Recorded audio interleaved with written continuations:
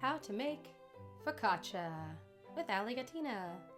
You'll need 4 tablespoons of unsalted butter, 2 teaspoons of honey, 1 tablespoon of Morton kosher salt, 6 tablespoons of extra virgin olive oil, a bunch of rosemary, preferably shaped like a heart, yeast, and 5 cups of flour from the biggest bag you've ever seen in your life. This recipe is from Bon Apétit and it is linked below. You're going to start by adding 2 1/4 teaspoons of yeast to a medium bowl, 2 teaspoons of honey,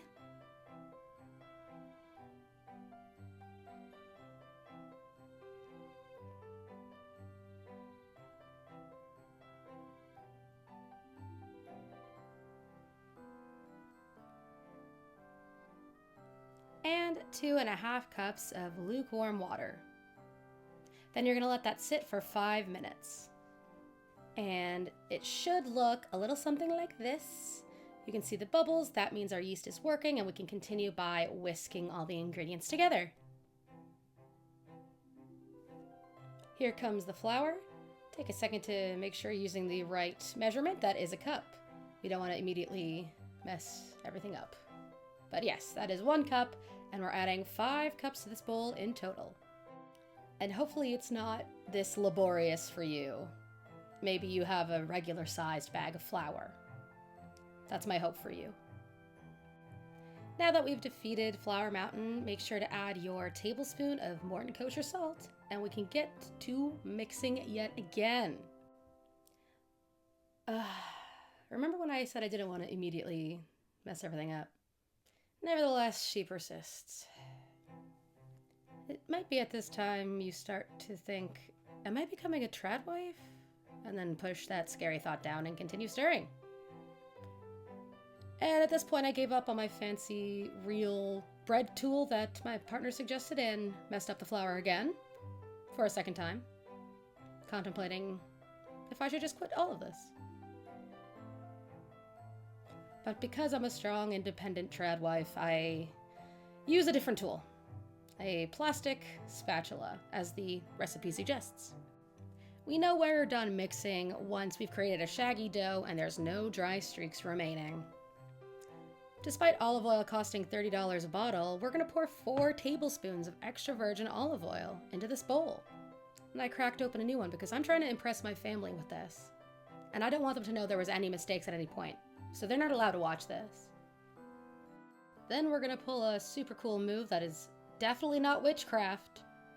For anyone wondering, I'm simply a trad wife, cooking for my family of 5 while my husband's at war. AKA we're transferring the dough to a bowl with oil, if that wasn't clear.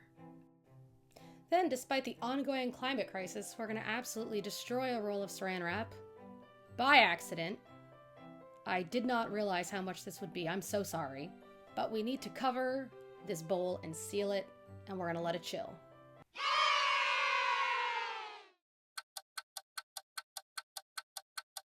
As you can tell by my braids, it's another day. And also I'm fully leaning into the trad wife thing.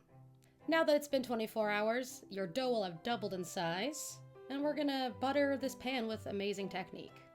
And yes, another tablespoon of olive oil is going directly in the middle of the pan, but don't worry, my fictional husband can afford it. Now is the time to release the beast. It has absolutely doubled in size. Thank God. Now we're going to try this technique where we are deflating by grabbing the dough with a fork on each side, lifting it up, and folding it over. Then you're going to turn the bowl a quarter and repeat the process. You do it another 2 times to get all of it together. This is essentially so we don't have to knead. And we're going to make sure that all of it is covered in that olive oil because we are not wasting a drop of that elixir. Now we're going to transfer this brain blob shaped dough onto that pan.